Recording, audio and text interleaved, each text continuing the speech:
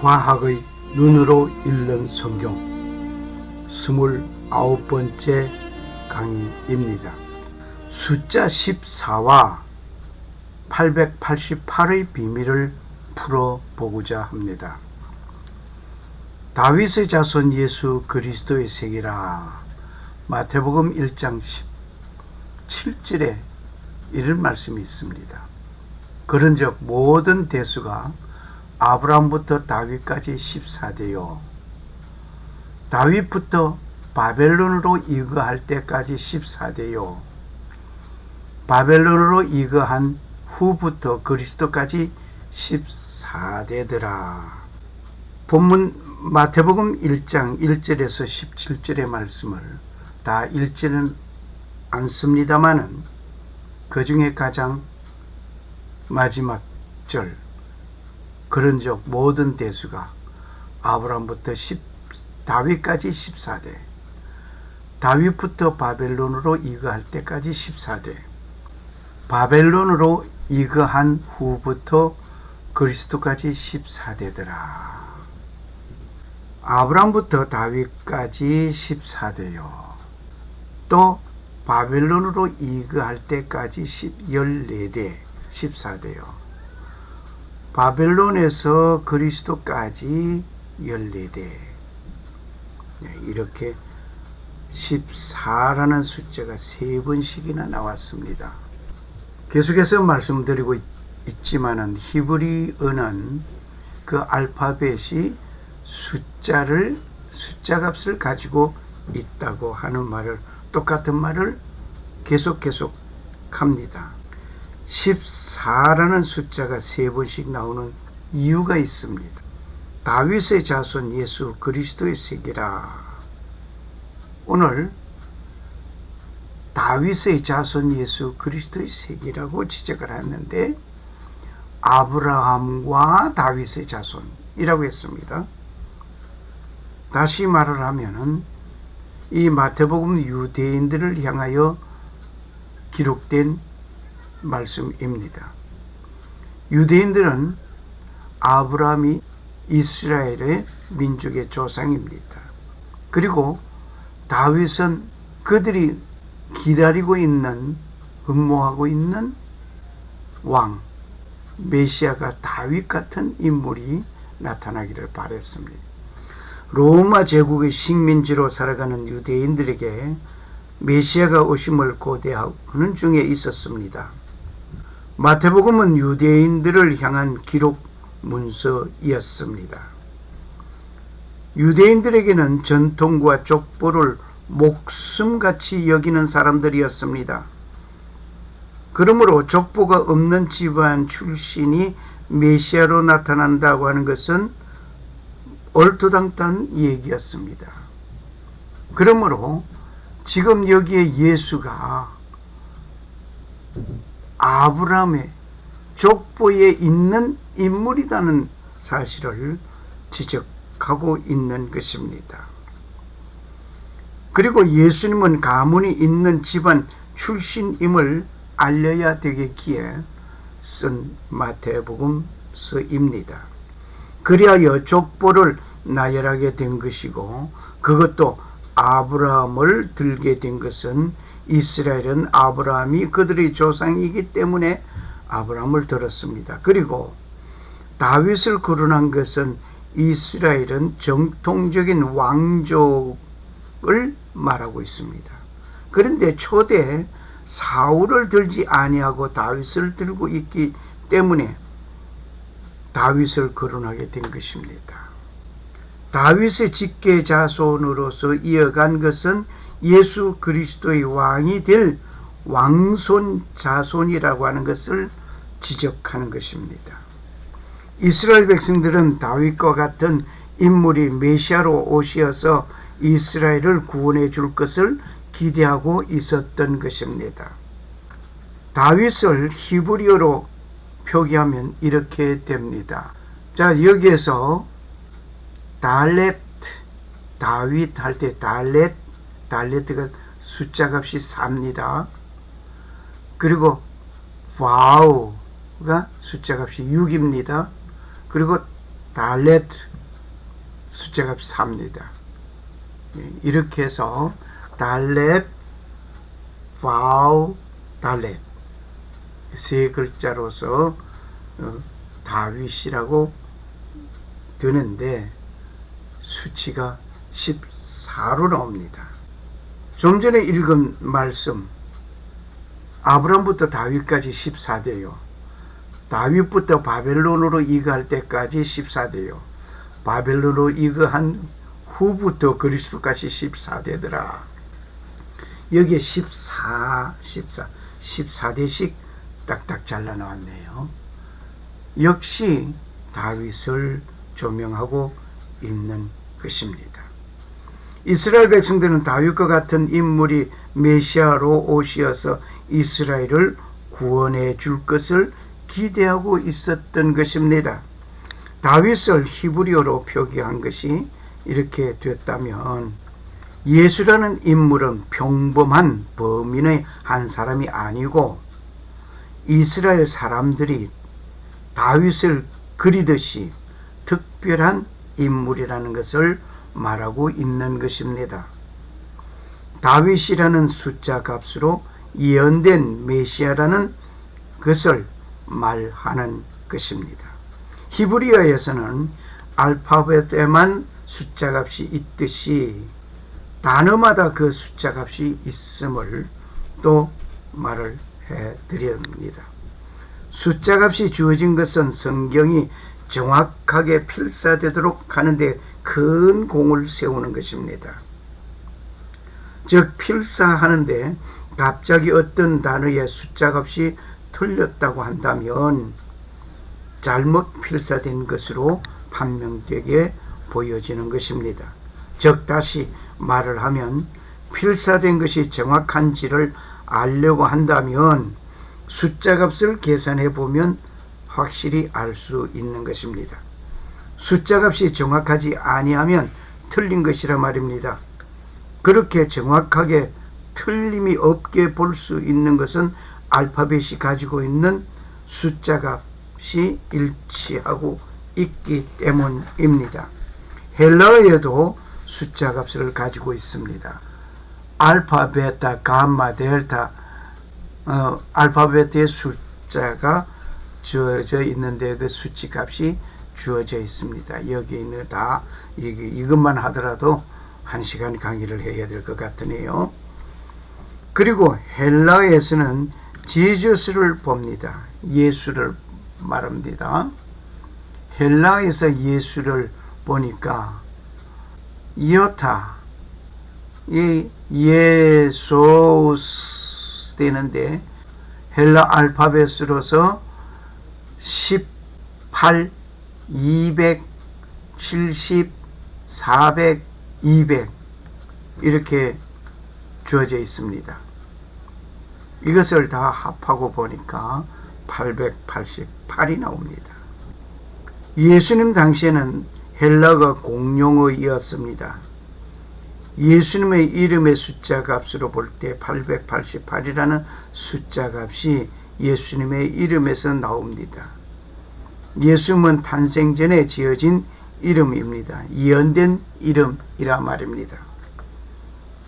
여기에 888 여기에서 더 깊게 다루어 들어가지 못하는 것은 오늘 다윗의 관계하에서 말씀을 나누려고 하다 보니까 예수님은 888이라 하는 것만 알고 언젠가 여기에 다시 깊게 말씀을 나눌 때가 있으리라고 보고 나갑니다. 다윗의 별은 창세기 1장 1절에 관계가 깊습니다. 사인이라고 하는 것은 중요한 것입니다. 옛날 전쟁할 때 돌격 앞으로 후퇴 등등의 신호를 깃발로 들고 명령합니다. 오늘날도 그 사인이 있습니다. 교통 표지판을 열어둘 수 있습니다. 이 표지판은 상징이기도 합니다.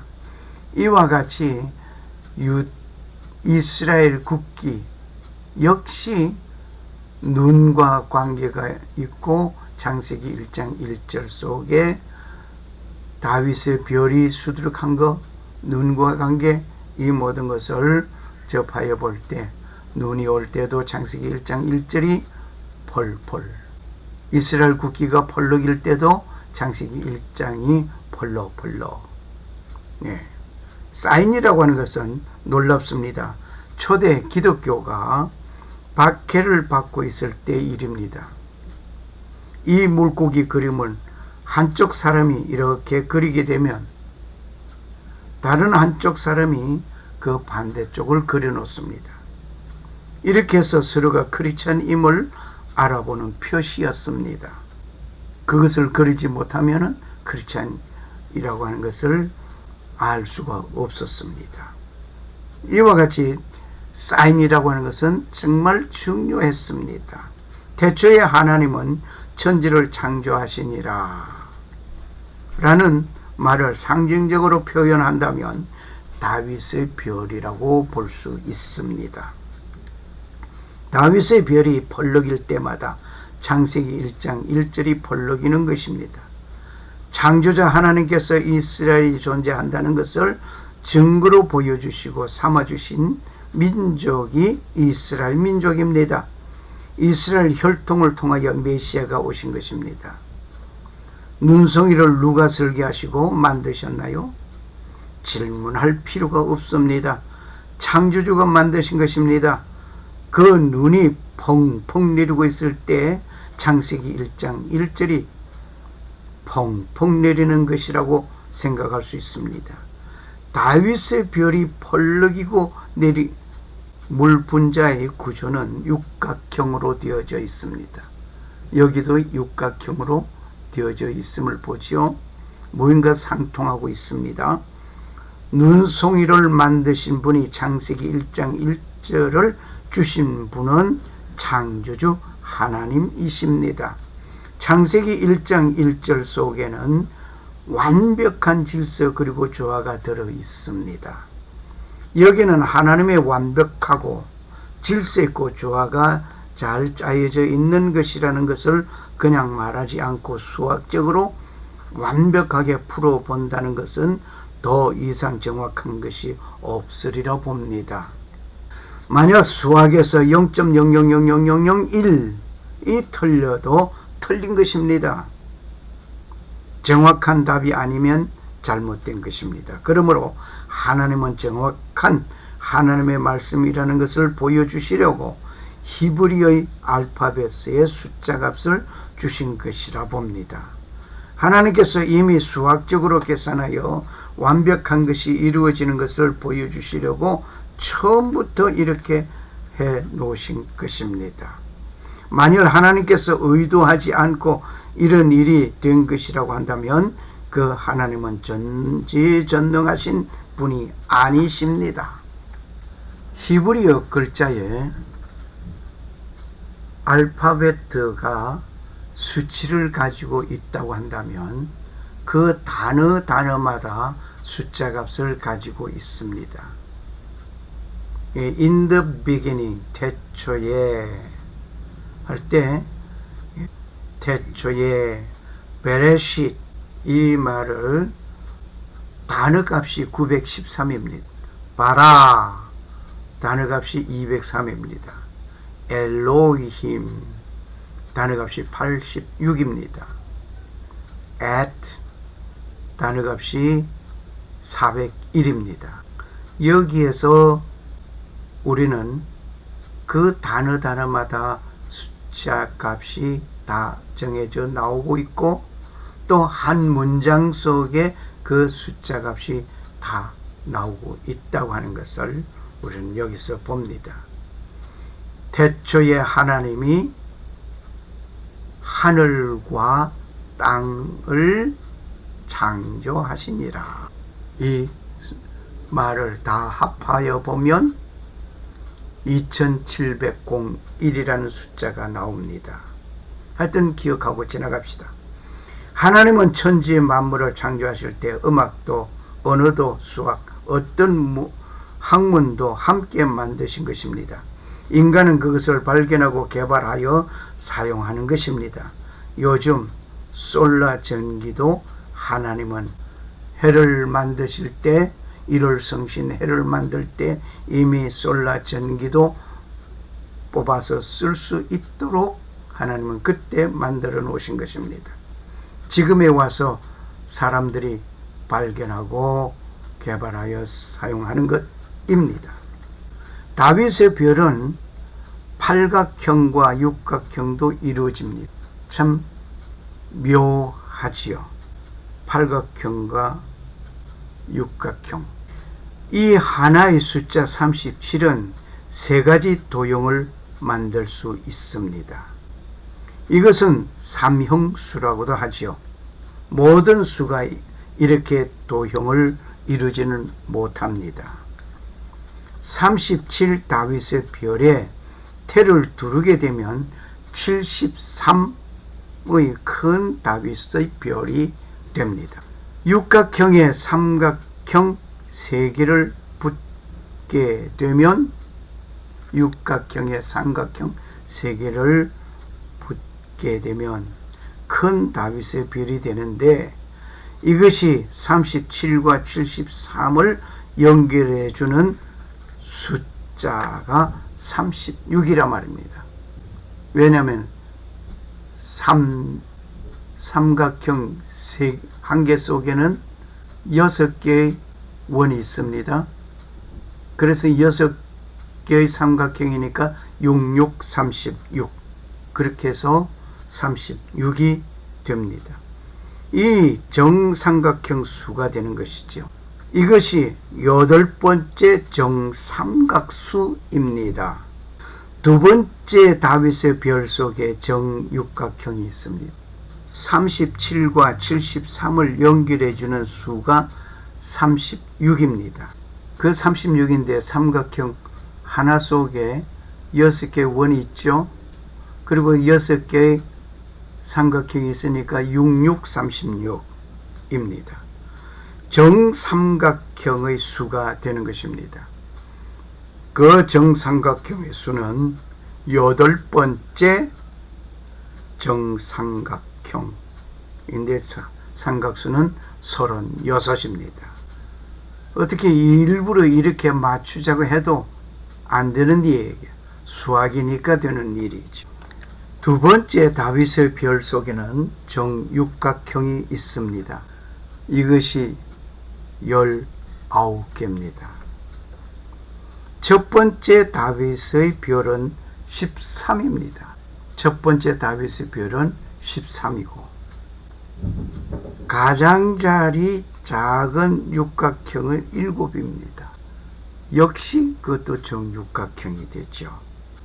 이런 가운데에서 7 곱하기 13을 했더니 91이라고 하는 숫자가 나옵니다. 이 91이라고 하는 숫자는 바로 정육각형의 숫자입니다. 자, 여기에 본 것처럼 37을 뒤집으면은 73이 되는데 37이나 73은 전부 다 정육각형 수가 되고, 그리고 19를 뒤집으면 91이 되는데 19나 91은 전부 정육각형 수가 됩니다. 아니, 이리 뒤집어도 저리 뒤집어도 정육각형이 된다고 하는 거. 산수로만 이루어진다고 한다는 것이 아니라 이것을 보면서 무엇인가 느껴지는 바가 있습니다. 13과 37을 연결시켜주는 수는 24가 됩니다. 다시 말을 하면 13의 다윗의 별에 뺑 돌아서 노란색이 따라서 이렇게 24개가 붙습니다. 이렇게 되면 모두 37 다윗의 별이 되는 거지요. 즉 13의 다윗의 별의 큰 별은 37이라는 말입니다.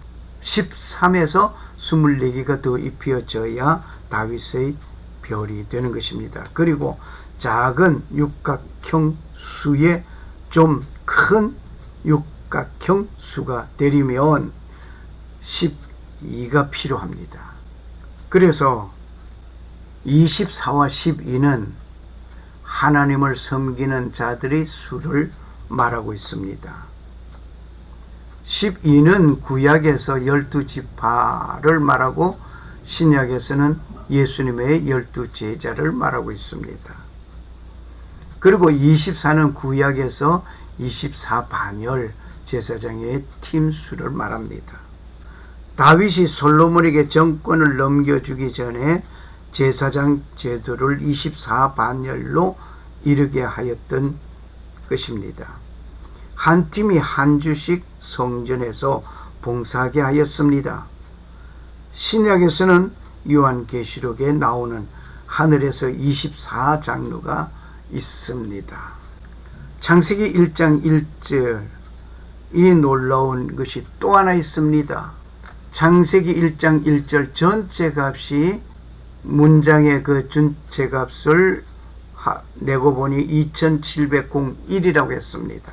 전체 값이 2701인데 이것이 정삼각형의 가장자리 수는, 그러니까 뺑 돌아 가장자리에 있는 이것이 216이다. 그럼 216은 무슨 소리냐 하면은 6의 삼성이라 말입니다. 6의 삼성은 정육면체를 말하고 있습니다.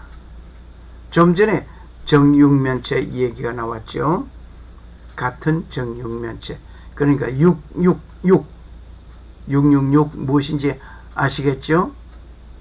6 곱하기 6 곱하기 6은 216이 나오는데 이것이 정육면체라. 6의 삼성의 수가 216이면 삼성은 정육면체 수라고 합니다. 거짓자는 진짜를 닮은 꼴로 이루고 있음을 봅니다. 사탄은 광명의 천사같이 행사하기도 합니다. 그래서 666은 사탄을 말하죠. 루시프를 말하기도 합니다. 그러면 그 사탄이 광명의 천사처럼 가장하여 사람들을 유혹하고 있음을 우리는 잘 알고 있어야 합니다. 창세기 1장 1절은 정육면체로 들려진 수입니다. 이 정육면체가 있는 곳은 거룩한 곳을 말하고 있습니다. 그러니까 216도 정육면체예요. 2701도 정육면체입니다. 그러니까 하나님의 창조를 닮아서 사탄이 그 닮은 꼴 노릇을 하고 있다 해도 과언이 아닙니다. 이곳은 거룩한 곳으로 말합니다. 성경에 정육면체가 있는 곳이 바로 어디냐면 성막에 있습니다.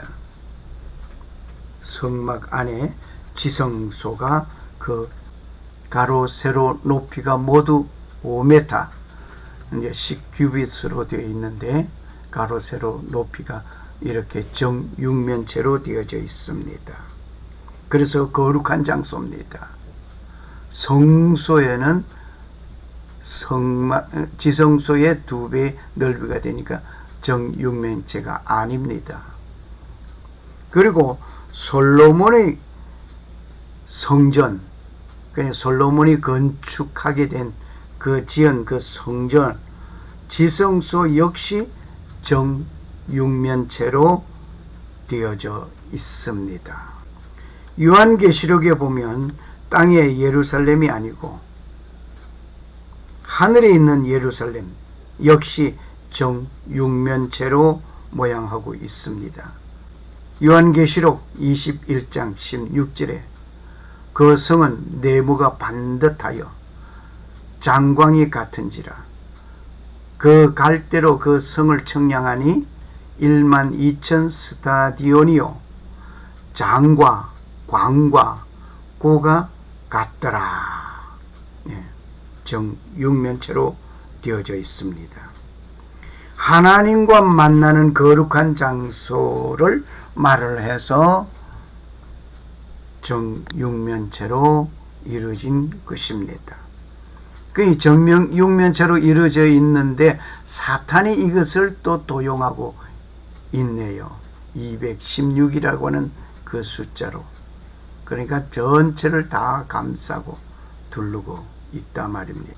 창세기 1장 1절의 숫자 값을 둘레에 있는 수가 216이라는 수는 정육면체의 모양을 이루게 되어 있습니다. 6의 삼성은 부피 값이 표면적 값과 꼭 같다는 얘기입니다. 6의 삼성은 부피 값 그리고 표면적 값이 똑같다. 부피와 표면 값이 똑같은 수가 1에서 1천만까지 해서 단 7개밖에 없답니다. 이렇게 완벽한 기록을 주신 하나님께서는 지금도 잃어버리고 살아가는 백성들이 회복되기를 위하여 예수 그리스도가 오셔서 십자가에서 죽기까지 사랑하셨습니다.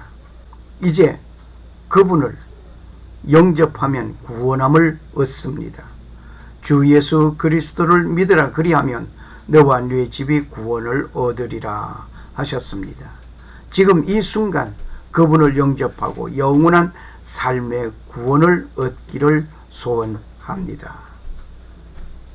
감사합니다.